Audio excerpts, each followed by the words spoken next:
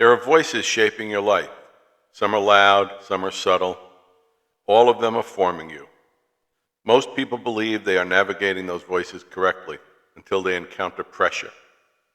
The issue that inflames them, the thought that governs them, the reaction they cannot control. And in that moment, what is inside becomes visible. Welcome to The Voice in the Reckoning.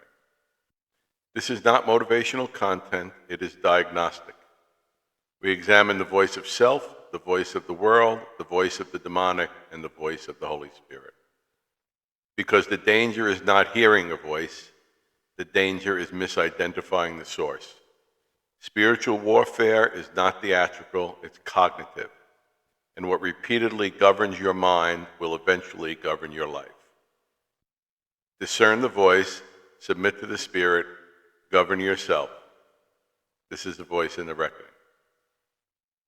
Welcome to episode 12, The Voice in the Reckoning. At some point, discernment has become a way of life. We have spent this season talking about voices, the voice of self, the voice of the world, the voice of the demonic, and the voice of the Holy Spirit. We have talked about emotion, thought, forgiveness, self-denial, observation, relationships, impulses, formation, correction, and integrity. But none of those ideas matter very much if they remain ideas. The question at the end of a season like this is simple. What are you going to do with what you now recognize? Recognition is not the finish line. Recognition is the doorway. We human beings can know a great deal and remain unchanged. We can recognize a pattern and repeat it tomorrow. We can identify a destructive voice and still agree with it. We can hear truth, admire truth, even teach truth, and never allow truth to govern us. That is one of the hidden dangers of knowledge. Knowledge can make us feel as though movement has occurred when nothing has actually moved. You heard it, you understood it, you agreed with it, but you did not submit to it. There is a difference. When the Holy Spirit reveals something, He is not merely supplying information, He is inviting response. Maybe He shows you the way anger has been governing a relationship. Maybe He reveals that something you have called conviction is really accusation. Maybe He exposes the fact that your favorite soapbox issue has become a place where self is governing you. What happens next matters. You can explain it, you can defend it, you can postpone it, or you can respond to it. Reckoning is the moment when recognition becomes personal. This is in me. This is affecting me. This is producing results in my life, and I need God's help with it. One of the ideas I never want us to lose is this: God moves first. We sometimes talk as though spiritual growth begins when we finally become disciplined enough to find God.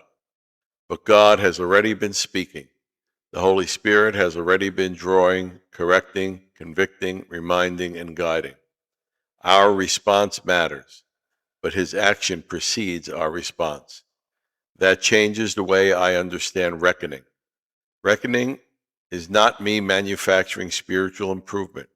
It is me recognizing what God is already revealing and becoming willing to participate in what He is doing. That is very different from religious performance. You become familiar with a voice by listening to it. Think about someone you know well. They can say one word from another room and you know who it is. You did not memorize a technical description of the voice. Familiarity came through relationship. I believe the same principle matters spiritually. If the only time you listen for the voice of the Holy Spirit is when you're in crisis, every voice will sound loud.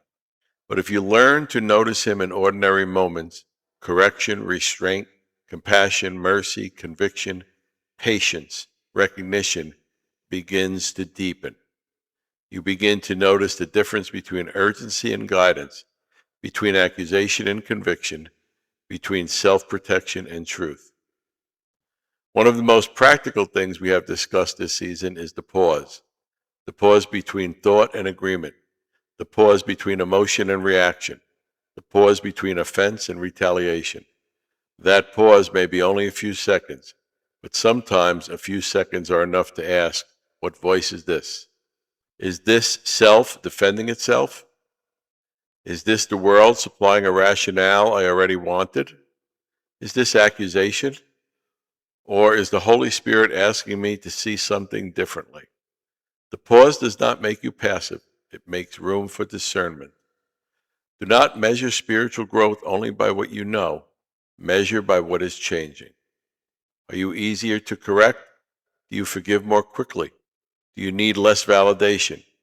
Are you less controlled by the mob? Can you recognize your own rhetoric? Are you becoming more patient when the Holy Spirit does not answer you on your timetable? Those are results, and results matter because they reveal what is actually governing us. We can fool ourselves with vocabulary. Results are harder to manipulate. I do not think reckoning is a single dramatic event. I think it becomes a posture, a willingness to ask, what am I missing? Why did I react in that way? Why does this issue control me? What am I defending? What result keeps repeating? And then the harder question, Holy Spirit, what are you showing me? That question requires humility because the answer may not conform to the story you have been telling yourself. But if the purpose is freedom, then truth is mercy even when it is uncomfortable. So as we close this first season, consider a few questions. Which voice do you recognize most quickly? Which voice do you tend to misidentify? What recurring result in your life deserves another examination? Where have you received recognition but resisted response? And what might the Holy Spirit already be saying that you have been too busy, too angry, too certain, or too afraid to hear? The noise in your mind is real, but so is the voice that wants to break through. You do not have to eliminate every thought. You do not have to become emotionless. You do not have to understand everything at once. You need to learn to recognize what is governing you. Recognition leads to reckoning. Reckoning creates the opportunity for response, and response over time changes the way we live. The voice of self will speak. The world will speak. The demonic will speak. And the Holy Spirit will continue to speak. Learn His voice. Discern the voice. Submit to the Spirit. Govern yourself. This is Voice and Reckoning. I'm John Diomede. The battle is rarely external first. It begins internally, in thought, in agreement, in reaction, in what you repeatedly allow to govern you. The world will speak, the self will react, distortion will present itself as truth. But the Holy Spirit still brings clarity, not confusion, not condemnation, clarity.